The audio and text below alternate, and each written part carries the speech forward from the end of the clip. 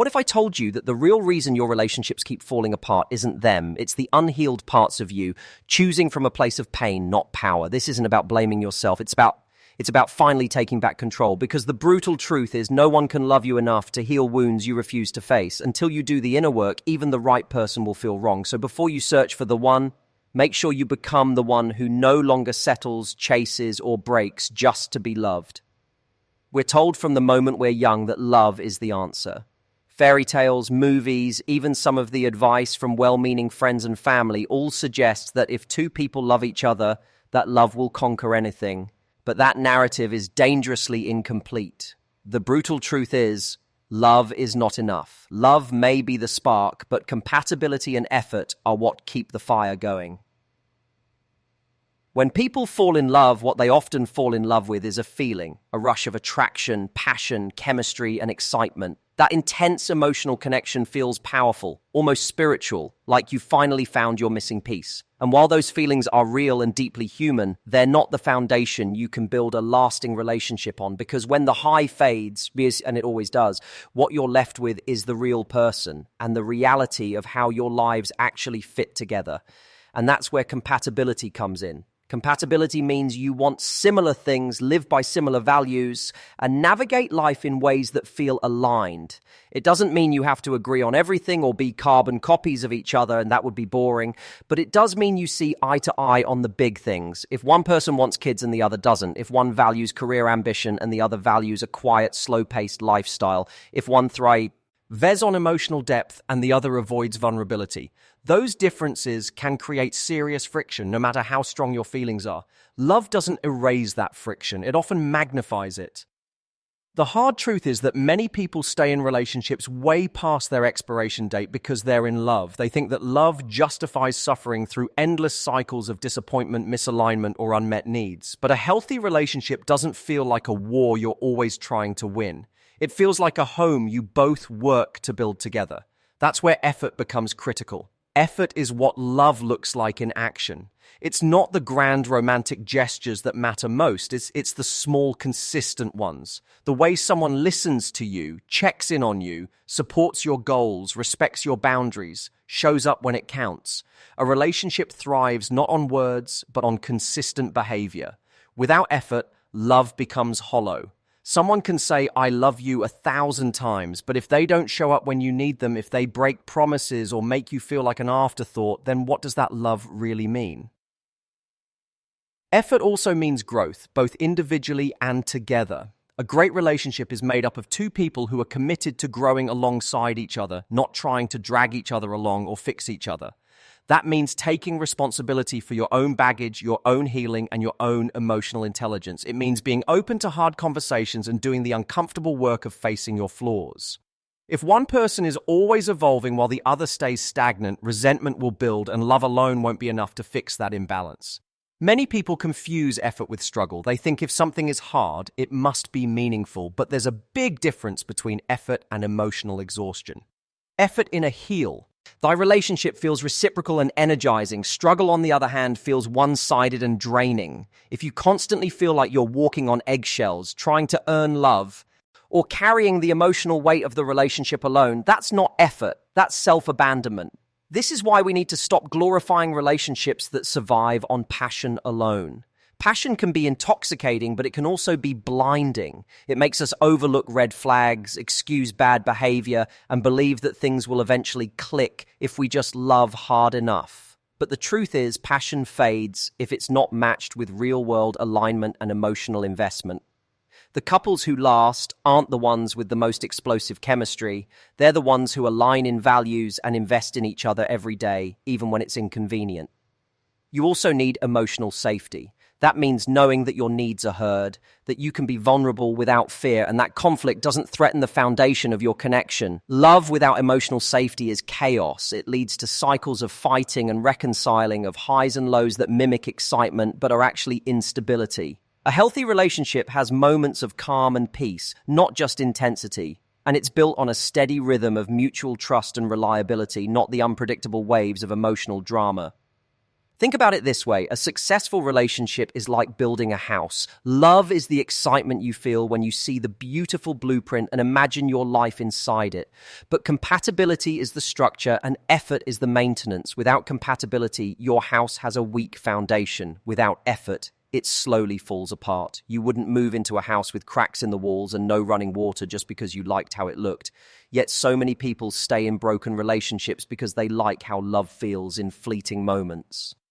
And here's the hardest part to accept. Sometimes you'll love someone deeply and still have to walk away. Not because the love wasn't real, but because everything else wasn't. Because your values clashed, your communication broke down, or you wanted different things. That decision doesn't mean you failed. It means you're finally honoring what real, sustainable love requires. You're choosing peace over chaos, reality over fantasy, and long-term alignment over short-term emotion. We have to unlearn the idea that love is about sacrifice at all costs. Yes, love involves compromise, vulnerability, and patience, but it should never involve sacrificing your well-being, your self-respect, or your core values. The right relationship doesn't ask you to give up who you are to make it work. It amplifies who you are. And that only happens when love is grounded in something deeper. Compatibility, shared goals, emotional maturity, and a relentless commitment to growing together. One of the most painful lessons in relationships is learning the difference between who someone could be and who they consistently are. We get attached to potential, to those brief moments of warmth, charm, or vulnerability that show us who someone might become. But the brutal truth is this: how they treat you consistently is who they are, not who they were in the beginning, not who they could be if they changed, not who they are when they're having a good day. Who they are consistently over time. Patterns, not potential, define a person's role in your life. When you're emotionally invested in someone, you naturally want to give them the benefit of the doubt. You tell yourself they're just busy, that they're going through a tough time, or that they didn't mean it. And yes, everyone has off days when we all mess up, fall short, or say the wrong thing. But when excuses start to outnumber evidence, when your peace of mind is constantly being compromised in the name of patience, you're not being loving, you're being avoidant of the truth. Relationships are not built on occasional kindness, they're built on consistency. It's not what someone does once in a while that matters, it's what they do repeatedly. You might be dating someone who occasionally buys you flowers or says something sweet and romantic, and in those moments you feel cherished. But if those moments are separated by weeks of distance, silence, hot and cold behavior, or emotional disconnection, then those gestures are not evidence of love. They're crumbs. Crumbs to keep you hanging on to an idea of what this relationship could be, not what it actually is. We cling to those crumbs because they validate our hope. Hope that the relationship will change. Hope that the version of the person who showed up so powerfully in the beginning will come back.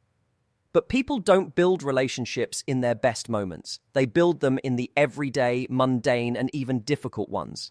If someone consistently makes you feel unseen, unimportant, or insecure, that's not a flaw in communication, that's clarity.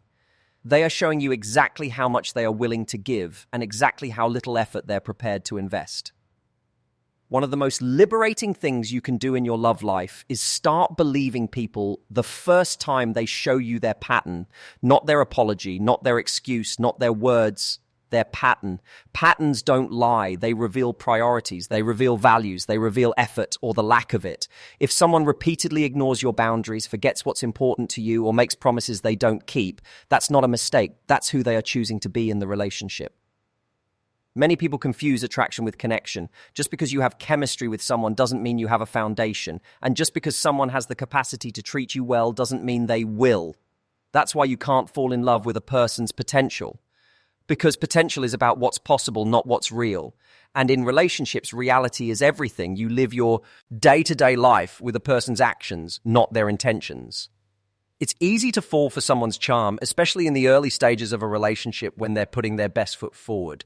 But the true test of someone's character isn't how they behave when everything is going well. It's how they behave when they're stressed, bored, triggered, or challenged. Do they show up for you when it's inconvenient? Do they communicate with honesty and care when things are tough? Do they put in the work when the honeymoon phase fades? If the answer is no, then it doesn't matter how perfect they seemed at the start. The pattern has revealed the truth. People will often tell you who they are without even meaning to. A partner who consistently avoids deep conversations may be telling you they're not emotionally available.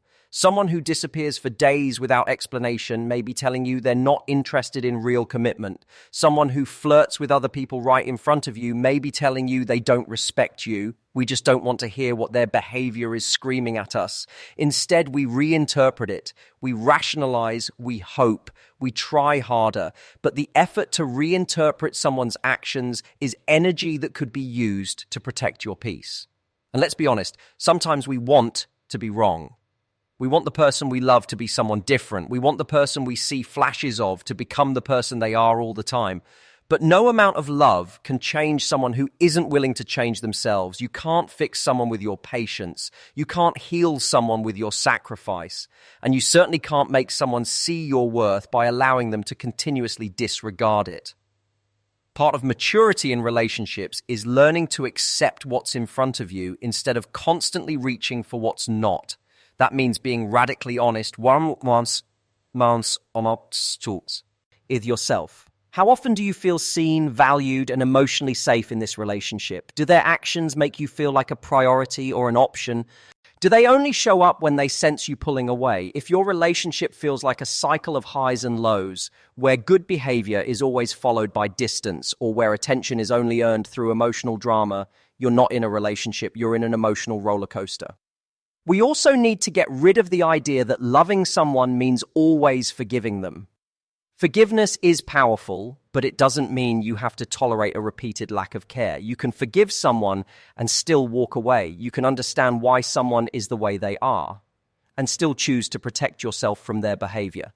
Empathy doesn't mean you stay. It means you love yourself enough to set a boundary and wish them well from a distance. So if you're in a situation where you're always left confused, always second-guessing where you stand, always feeling like you're asking for too much when you're really just asking for the bare minimum, understand that confusion is also a form of clarity. If someone truly values you, you won't be questioning it constantly. The right person doesn't keep you in limbo. They make you feel secure, not because you begged for it, but because they genuinely care enough to be consistent. Ultimately, emotional consistency is the foundation of trust. Without it, you're left building castles on sand. And the hard truth is that many relationships don't crumble because of one big betrayal. They fall apart because of the slow erosion of trust caused by patterns we ignored for too long. Trust your instincts. Trust what you keep seeing. And trust that the person who's right for you won't make you feel like you have to fight for clarity or beg for basic respect. There's a truth in relationships that people often don't want to face. If you're the only one fighting for it, then it's not mutual. So many people stay in one-sided relationships, giving and de-giving, hoping that their loyalty, patience, and love will eventually be reciprocated. They invest more time, put in more effort, and carry more emotional weight, all in the name of saving something that in reality was never truly balanced from the start. We romanticize the idea of fighting for love as if love is a war we must win through sacrifice. But the reality is, real love doesn't need to be fought for in that way. It needs to be nurtured, chosen, and shared. A relationship requires two people choosing each other daily, not just one person doing all the work, constantly trying to prove their worth and hold things together. And yet many of us find ourselves stuck in cycles where we're always the one initiating, apologizing, compromising, and hoping. There's a kind of emotional exhaustion that comes from being in a relationship where you're the one carrying the connection. You're always the one sending the good morning texts, asking how their day was, planning the dates, resolving the conflicts, or trying to understand where things went wrong. And while it might feel noble or strong to be the one holding it all together, over time it breeds resentment. Not because you don't love the other person, but because deep down, you know something's off. You know that love shouldn't feel this lonely. Mutual effort means both people care enough to show up, not just when it's easy or when they're in the mood, but consistently. If you're constantly justifying their lack of communication or their emotional distance, if you're excusing behavior that makes you feel undervalued, then the love you're holding on to may not be shared in the way you deserve. Because when someone truly values you, they don't make you question your importance in their life. They don't leave you wondering where you stand. They make the effort to make it clear. One of the most powerful indicators of a healthy relationship is reciprocity. When you express love, it's reflected back. When you invest time, it's matched. When you're emotionally available, they are too. But when that's missing and you're the only one giving, your emotional bank account eventually runs dry. Love becomes transactional, not because you want anything in return, but because the imbalance is so obvious, it becomes painful. It's important to understand the difference between healthy compromise and emotional overextension. In any relationship, there will be moments when one person carries more than the other, during tough times, illness, stress, or life transitions. That's natural and even beautiful. But that imbalance should never become the norm. If you're always the one making sacrifices, always the one understanding, always the one trying to fix things while the other stays emotionally distant or unavailable, then it's not compromise, it's neglect disguised as love. There's a dangerous belief many people carry that if you just hang on long enough, give enough, love hard enough, the other person will finally wake up and realize your worth. But relationships don't work that way. You can't teach someone how to love you by enduring mistreatment. You can't convince someone to value you by shrinking yourself, silencing your needs, or becoming more of what you think they want. All that does is teach them that you'll accept the bare minimum, and often even less. Chasing someone who won't meet you halfway creates a cycle where your self-worth becomes dependent on their approval.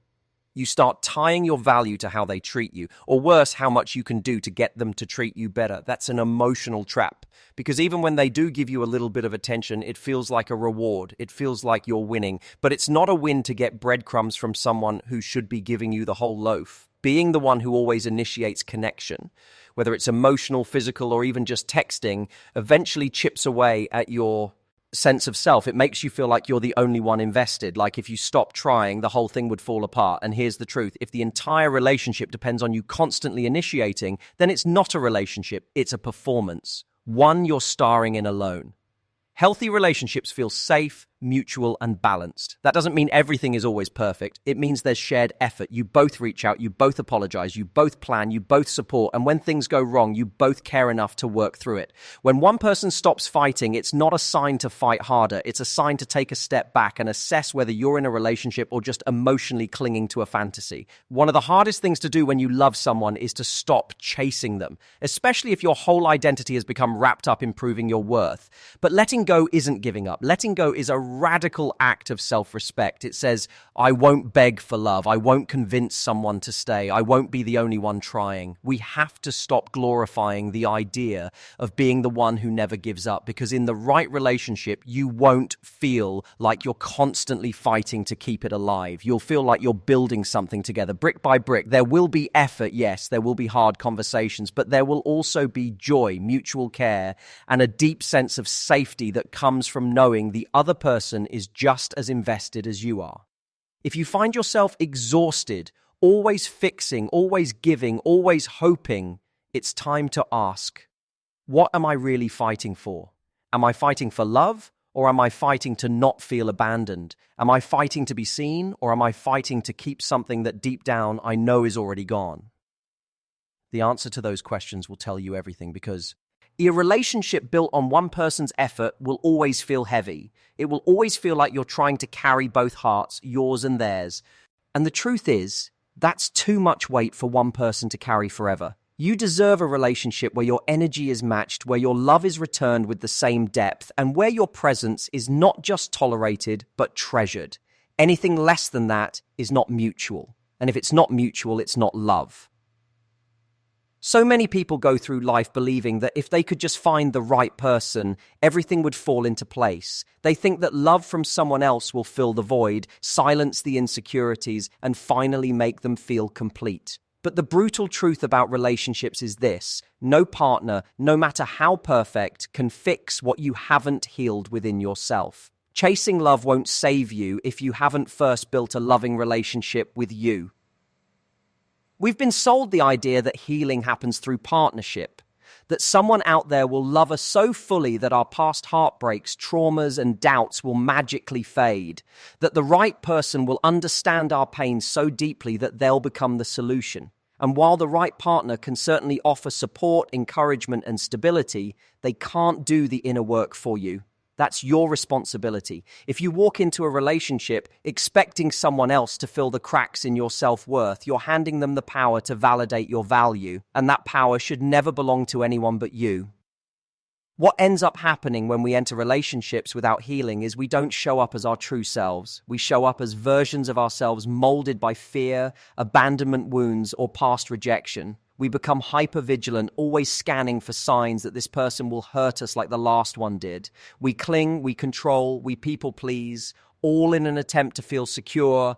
And even if the other person does everything right, it still won't feel safe because deep down we have built that safety within ourselves. This is why self-worth is so foundational. When you know your value, you don't settle for bare minimum treatment. You don't chase after emotionally unavailable people. You don't accept inconsistent behavior or breadcrumbs of affection. Instead, you stand firm in what you know you deserve. You're no longer driven by fear of being alone because your self-esteem isn't dependent on someone else choosing you. You've already chosen yourself. Healing before entering a relationship is not just about avoiding toxicity. It's about being able to receive love when it's real. Because here's another painful truth. People often sabotage good relationships when they haven't done the work to believe they're worthy of them. If you've internalized the belief that love must be earned through suffering or struggle, then something healthy and peaceful might feel boring or even suspicious. You might start pushing it away, picking fights, doubting your partner's intentions, not because they're doing anything wrong, but because your inner world hasn't caught up to the reality of what healthy love looks like. We attract relationships that match our level of self-awareness. If you're operating from unhealed pain, you'll attract partners who mirror that. People who are emotionally unavailable, dismissive, or chaotic. And it's not because you're cursed or unlucky, it's because we subconsciously seek out what feels familiar.